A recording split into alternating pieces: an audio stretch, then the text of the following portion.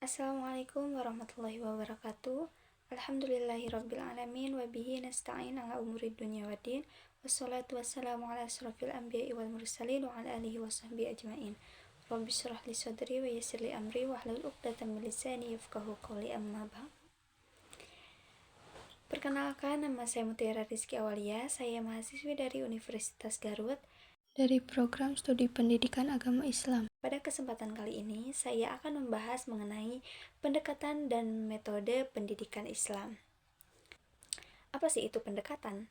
Pendekatan itu berasal dari kata approach, yaitu cara menghampiri atau mendatangi sesuatu. Nah, di sini saya sudah meringkas bahwa pendekatan itu merupakan suatu proses, perbuatan, dan juga cara mendekati. Nah, mendekati di sini itu adalah mendekati peserta didik. Baik, kita lanjut ke slide berikutnya. Nah, di sini ada pengertian pendekatan pendidikan Islam, di mana pendekatan pendidikan Islam itu adalah suatu proses, perbuatan, dan cara mendekati peserta didik yang dilakukan oleh pendidik. Tujuannya itu untuk apa? Untuk mengetahui secara holistik kondisi peserta didiknya, guna untuk menentukan metode pembelajaran yang tepat agar tercapai tujuan pendidikan Islam. Nah, begitu ya. Kita lanjut ke slide berikutnya. Nah, di sini ada jenis-jenis pendekatan pendidikan Islam. Yang pertama ada pendekatan psikologis, yaitu memahami fenomena melalui sudut pandang psikologi seperti perilaku, proses mental atau pemikiran, emosi, dan interaksi antar individu. Kemudian yang kedua itu ada pendekatan sosiokultural. Nah, ini merupakan meneliti fenomena dengan melihat interaksi sosial dan juga pengaruh budaya terhadap individu dan juga kelompok. Yang ketiga itu ada pendekatan religi. Nah, pendekatan religi ini yaitu menggunakan perspektif agama, misalnya Islam, Kristen, Buddha, Konghucu, nah, dan lain sebagainya. Kemudian yang keempat ada pendekatan historis, melihat fenomena dalam konteks sejarah, yaitu dengan mengamati bagaimana fenomena tersebut berkembang dan berubah seiring dengan berjalannya waktu. Untuk yang selanjutnya ada pendekatan komparatif. Nah, di mana pendekatan komparatif ini yaitu membandingkan fenomena atau konsep untuk melihat persamaan dan juga perbedaan. Yang selanjutnya ada pendekatan filosofis.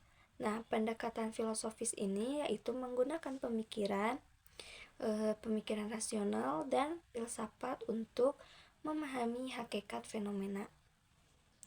Untuk slide selanjutnya, nah, di sini ada metode. Metode itu berasal dari kata meta, yaitu melalui atau jalan. Nah, metode itu adalah suatu sistem atau jalan. Nah, metode adalah serangkaian jalan yang ditempuh untuk mencapai tujuan tertentu. Nah, metode pendidikan Islam ini adalah serangkaian jalan yang ditempuh oleh seorang pendidik dalam mendidik peserta didiknya untuk mencapai tujuan pendidikan Islam. Nah, apa sih fungsi dari metode pendidikan Islam ini? Yaitu fungsinya itu untuk mengarahkan keberhasilan belajar, memberi kemudahan kepada peserta didik untuk belajar berdasarkan minat, serta mendorong usaha kerjasama dalam kegiatan belajar mengajar antara pendidik dengan peserta didik. Nah, di sini ada dalil tentang metode pendidikan Islam, yaitu dalam Quran surat An-Nahl ayat 125. Nah, yang kemudian di sini ada dasar metode pendidikan Islam. Nah, di sini ada yang pertama itu dasar agamis, yaitu metode itu harus didasarkan pada Al-Quran dan juga hadis. Yang kedua, dasar biologis, yaitu perkembangan biologi siswa mempengaruhi pertumbuhan intelektual mereka. Nah, jadi guru itu harus mempertimbangkan hal-hal ini. Yang ketiga ada dasar psikologis, yaitu keadaan psikologis siswa sangat mempengaruhi penerimaan pengetahuan dan nilai-nilai mereka. Nah, metode ini harus didasarkan pada perkembangan psikologis mereka. Yang selanjutnya ada dasar sosiologis, yaitu interaksi antara siswa dan pendidik harus diperhatikan saat menerapkan metode pendidikan Islam. Nah, yang selanjutnya itu ada metode mengajar dalam pendidikan Islam, yaitu cara penyampaian bahan pelajaran untuk mencapai tujuan pendidikan Islam.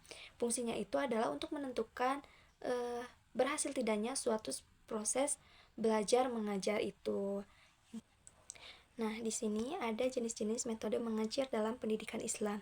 Yang pertama ada metode ceramah, yaitu menyampaikan informasi secara lisan.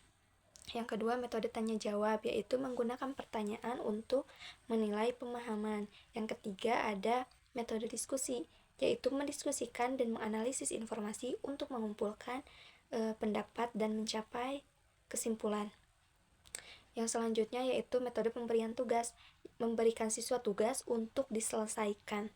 Yang selanjutnya ada metode demonstrasi, yaitu menampilkan proses atau tindakan. Yang keenam metode eksperimen, yaitu meminta siswa melakukan sebuah eksperimen. Yang selanjutnya metode perumpamaan, yaitu menggunakan contoh atau perumpamaan untuk menjelaskan konsep. Nah, yang selanjutnya ada metode tarhib dan targhib, yaitu menggunakan hadiah dan juga hukuman.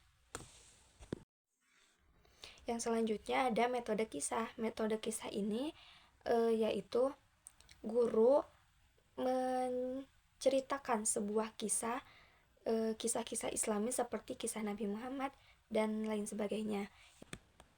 Nah, kesimpulannya yaitu keberhasilan pendidikan Islam bergantung pada sinergi antar guru, orang tua, dan lingkungan yang kondusif dalam membentuk generasi muslim yang berkualitas dan berdaya saing. Penting untuk terus berinovasi dan mengembangkan pendekatan serta metode pendidikan Islam agar tetap relevan dengan perkembangan zaman. Mungkin itu saja yang dapat saya sampaikan. Terima kasih. Wassalamualaikum warahmatullahi wabarakatuh.